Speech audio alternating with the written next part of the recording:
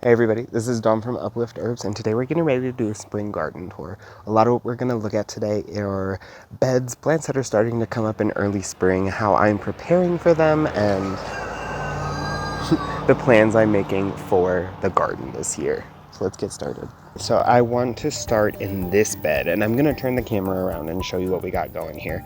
But this is a flower and what I call the medicine bed.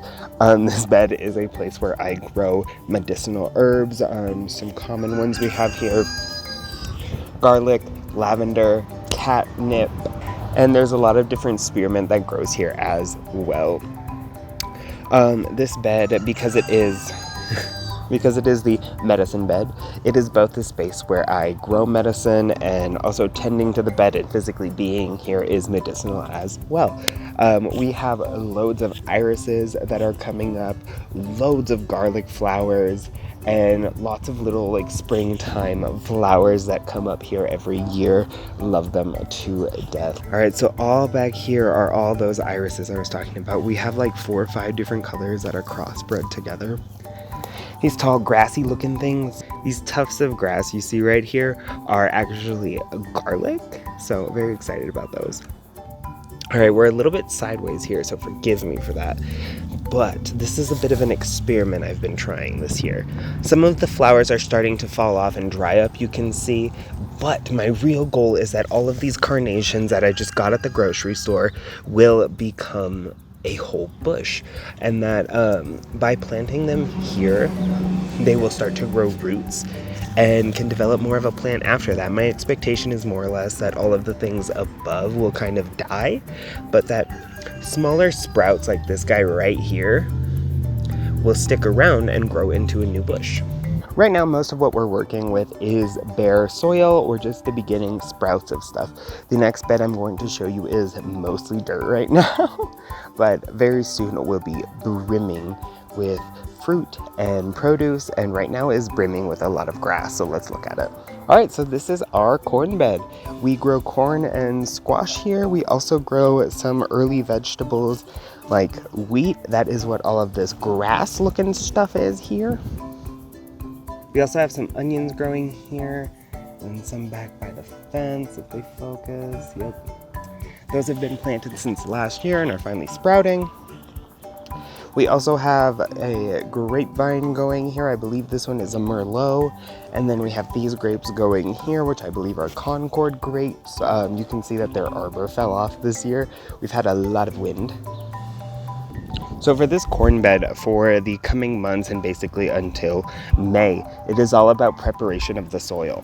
While we're here, a lot of what we're doing and a lot of our focus is in early stages like weeding, pulling out anything that we don't want to start growing here already, as well as putting in different fertilizers and different treatments for our soil, because what we grow here are things like corn, squash, beans, wheat, sunflowers. We need a very nitrogen rich fertilizer. Lucky enough, we have chickens. And the muck, we'll use that word because it's a little more friendly. The muck we pull out from cleaning their coops, which are lined with pine shavings, goes directly into the bed. Those pine shavings provide a great amount of compost. The compost also really aerates the soil. The poop that the chickens give is very, very high in nitrogen. So that really helps us get these tall, big, strong corn plants and these really big leaves on our squash plants that produce a lot of wonderful fruit. Later on in the season, we'll have to switch nutrients up, and once more of our stalks are grown and we're switching to producing flowers and fruit, we will change the soil up and go with something that has a little bit more of the pK ratio and the NPK. So we're normally at a granulated fertilizer like an Espoma garden fertilizer.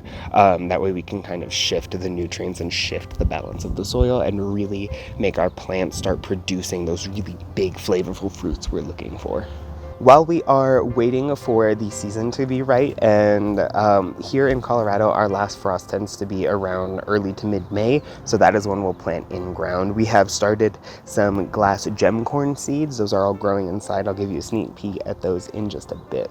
All right, so now we're in a rose bed. Here has 2 different rose bushes planted in, as well as a bunch of beans and a bunch of garlic. These also have 2 rose bushes in here. The space I'm standing in now is more of a devotional garden. This space is dedicated to Hecate, and so I tend to grow a lot of plants that are associated with her, including roses as well as a bunch of garlic. I'm actually standing right next to a whole huge crop of garlic as well. Behind me there is also an empty bed you can see. Last year in this bed and for a couple of years we've had raspberry, but it just hasn't been working. So this year we overhauled all of them. We unfortunately lost some chickens in last year. It's almost been a full year. They're also buried here. So we decided to plant some marigolds to really give honor to them. They're also a very ancestral plant, so I like to grow them in batches so we can have some throughout the summer as well as some in the fall for Day of the Dead. There is also garlic planted in here, and I believe some beans as well. So that's what this bed is going on back here. All right, let's take a chicken break and then we can go see the rest of the garden.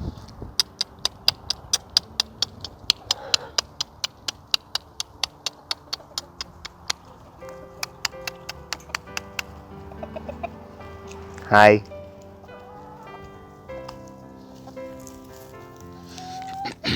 Hello, Mr. Sir. Hi, babies. Hi, hi, hi, hi, hi. These guys are the real gardeners, not me, huh, Gordon? Yeah, fuck you, Dad. Yeah. All right, we'll go. We'll leave you alone. So here we kind of have a big section of nothing really being planted. We don't really cultivate this land, put any fertilizer or anything else into it. This is more of a patch and a space where we let dandelions and lots of different flowers for pollinators grow. All right, so here we have another bit of a flower bed. This whole front section right here. We have some perennials coming up. These are tulips, I believe. And then we line the fence with beans. This year I'm growing a lot of pinto. We also have some other flowers like, these are some lilies growing. And these ones are all garlic, I believe. So that's what we have going here. Because I work so closely with plant spirits in general, I tend to keep that in mind when I'm planting and harvesting and getting ready for the season. So because I am a spiritualist and do work closely with plant spirits, I have multiple shrines outside, and again, we've talked about me doing devotional gardening. The space I'm sitting at now isn't so much a devotional garden as it is just kind of a sanctuary, a safe space for all of our plants to grow, including some things that are called weeds. Because the truth is, even though they grow in places they aren't necessarily welcome, I don't think weeds should be held in contempt, especially when things like ground ivy are so beautiful, when they have space to be nurtured and to grow up trellises and put out these beautiful flowers. So the space I'm sitting at now is more of a nature altar, a nature shrine. It is consecrated to Pan, but mostly to all nature spirits as well. Behind me, you can see a bit of an empty field. Let me give you a better perspective. There you go, there you go. So again, we're very, very early into the season, and this space is dedicated and has been cleared out to host beds like squash and potatoes, which are actually planted back here already. We also have a small patch for some pollinator flowers. Specifically, we have marigold growing back here. There's also some peppermint and a nice little bit of strawberry patches over here. So I'm gonna give you a closer look at the patch behind me. All right, so all of these spaces have been cleared. We get a lot of natural borage back here. All of these sprouts down here are most likely sunflower or borage. It's a little too early to tell right now, though, just based on how they're shaped. These rounder ones are probably borage, whereas these flatter ones are most likely sunflower. Alright, so like I said, we have some mound gardening going over here. Once it's time and a little closer to May, we will rehydrate this soil, really get it going and get it ready, and then start planting things like squash or melon here. So this bed is our potato patch, and we are growing this year red potato, some yellow sweet potato, and some classic russet potato. Normally we get a couple leftover crops from last year, so we might get a different variety or a nice crossbreed. This patch right here that you can see is covered in a little bit of mulch is our marigold patch. We have lots of flowers here. We'll also let borage grow here, which again grows wild, but still should be kind of relegated to a space where it can really thrive. Here's Gordon's grouchy ass again. Now, while it hasn't been weeded and does need to be cleared out a bit, this is our blackberry patch. We have 2 strong blackberry bushes that come up every year. From there we harvest all the fruit, as well as I keep the leaves and use them in tea. The leaves of the blackberry fruit can also be used as offerings or in smoke blends. They often are very, very smooth in taste with a little bit of a blackberry, but tend to be more like sage. In fact, a blackberry sage tea is one of my favorites that I've ever had, and I'm very excited to try my hand at making that this year. All of these are raspberries. They'll all start coming in about a month. We have spent a little bit of the last 2 months clearing it out and making sure we can pull out a bunch of weeds. You can see we have a bunch more flowers and things starting down right here. It is a lot of work to weed this guy, I'll tell you that much. Alright, so we are down to the last 3 beds. These are all vegetable producing beds, and this year we are doing a tomato pepper bed, we are doing a root vegetable bed, and then another bed I can't remember what the hell we're doing with, so. Alright, so this one is normally our tomato bed. Last year we had a bunch of marigolds growing in the cinder blocks around it. I don't think we're going to do that this year, but just kind of plant marigolds in the bed itself. That way they can thrive a little bit more. We have a couple of tomato plants that are like 2 years old that are going to come out here. And then we'll probably just start a couple new seedlings. Tomatillo tends to grow here naturally. So that'll come up this year. And we're kind of waiting to see what other plants will come up here. There's some basil and oregano planted here as well. Now this bed actually already has some seeds started. We have turnip growing in here, and then you can see some of the tufts of garlic growing around the outside. Now this section right here is one of my personal favorite. These are all bachelor button flowers, and in about 2 months we'll be full of these really, really pretty blues and purples and white colors. Then in here we have some other garlic growing and a bit of onion, as well as a root plant that's a little buried, but still there. So right now we are in the beginning of April, and that is a very, very early time for us in our planting season. Right now most of our goals include tending the soil and then cleaning up a lot of beds just from being messed up over winter and fall. That can include putting rocks back together. We are putting together a couple new paths to get around and to prevent weeds from growing everywhere. That way we can really move the wheelbarrow around and get around our yard a little bit easier. And then a lot of tending the soil. It's a lot of preparing the soil, preparing the space, preparing the energy for the coming growth, which I think is very important and you can pull a lot of spirituality out of. On the more like spirit, witchy, magical side of planting, things that I am doing at this time are actively nurturing seeds and seedlings, things that we have started, like those marigolds, like that gem corn.